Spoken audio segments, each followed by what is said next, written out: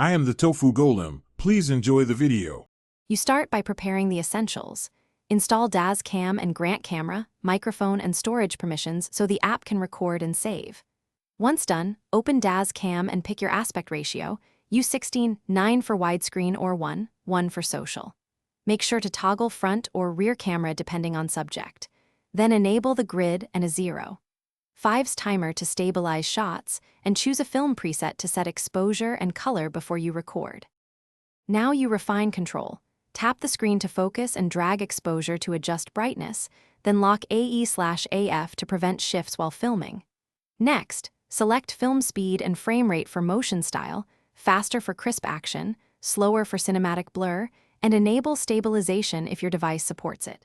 Make color accurate by choosing a white balance preset or dialing Kelvin values manually. Once this is set, press record and monitor levels.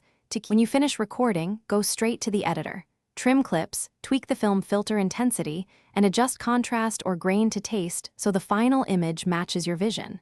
Then export at your chosen resolution and bitrate. Choose a lower bitrate to reduce file size before uploading. Save to device or share directly to social apps.